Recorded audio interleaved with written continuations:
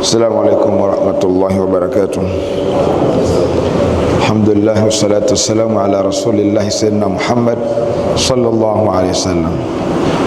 Kwa wapenzi wa Qur'an, wanaposikia Qur'an inasomwa huwa wanasikia raha. Kwa alhamdulillah, aliondoka ni kijana Faisal Hilal. Alhamdulillah. Sasa hiyo ndio Qur'an, na tunapozungumza maqamat, tunapozungumza usomaji hasa wa tajwidi ni fani. Tajwidi ni fani, na ile miondoko kutoka maqam moja kwenda maqam nyingine, mabadiliko kutoka aya kwenda aya, mipito kwenda mpito mwingine, ni fani. Na unaweza kwenye mashindani mtu akasoma sauti kubwa sana akapasua, lakini kuna mwingine akaenda sauti ya chini ya kati na kati akapasua, lakini asipasue sana anga, lakini huyu akaambiwa pengine kafanya vizuri kuliko yule aliyesoma kwa sauti makelele mengi na masafa marefu ya pumzi, kwa sababu ni fani. Mimi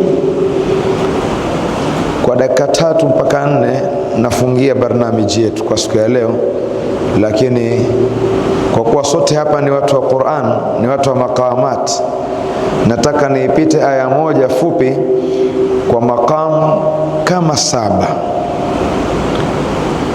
Tutoka maqam moja, na sitaki nifanye mimi, nataka aje mmoja aniambie yeye pita maqam fulani, nitajie maqam mimi nipite, kwa sababu pengine kashazipanga. Nataka kidogo tufanye ladha hiyo. Ustadh, taal marra, utaniambia labda sika au maqam, alafu mimi nitaipita aya hiyo hiyo moja, nitaigeuka maqam tofauti. Naam. Bismillahir rahmanir rahim. Naam. Ewe niambie moja kwa moja. Maqam Nahawand. La ilaha illa anta subhanak inni kuntu minadh dhalimin. Naam. Nyingine maqam sika. La ilaha illa anta subhanak subhanaka inni kuntu minadh dhalimin.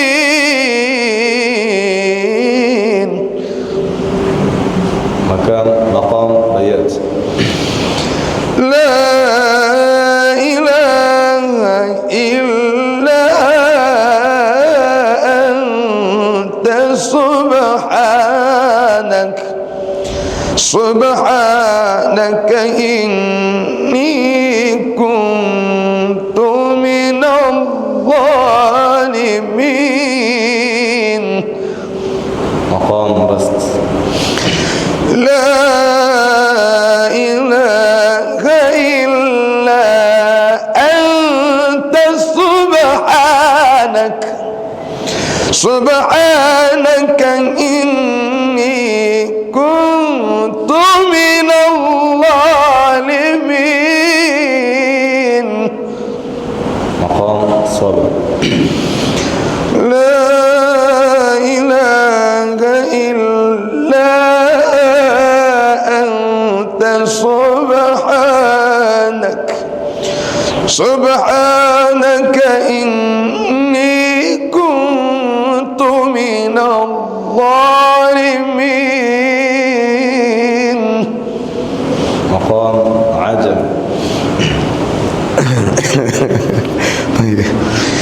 La ilaha illa anta subhanak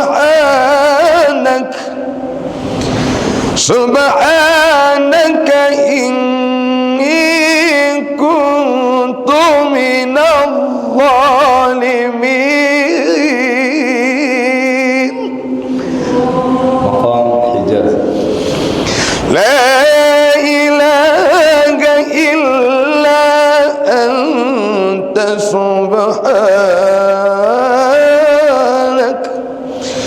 سبحانك إني كنت من الظالمين. مقام كردي.